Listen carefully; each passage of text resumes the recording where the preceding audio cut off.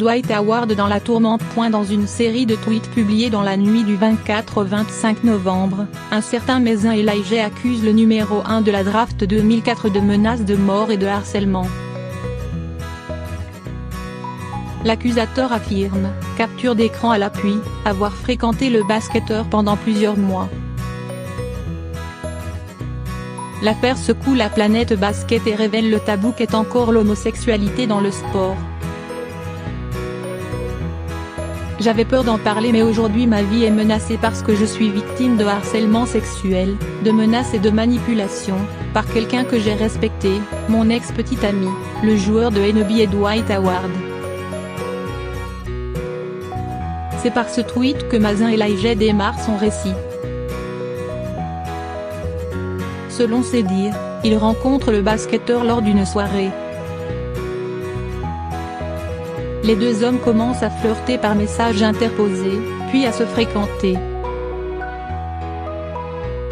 Ils se mettent d'accord pour ne pas ébruiter leur relation.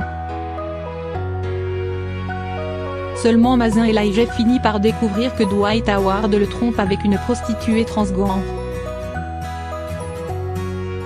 En creusant, le jeune homme apprend également que le basketteur se rend régulièrement à des orgies chez cette personne. Il décide alors de ne plus revoir le pivot des Wizards. C'est là que l'histoire s'envenime. Le joueur menace de tabasser Elijah. Ce dernier relate avoir reçu de nombreux appels, dont certains provenant de Russie, d'une seule et même personne. Selon les dires de la victime, ces coups de fil seraient l'œuvre du pasteur Calvin Simmons, un proche du basketteur.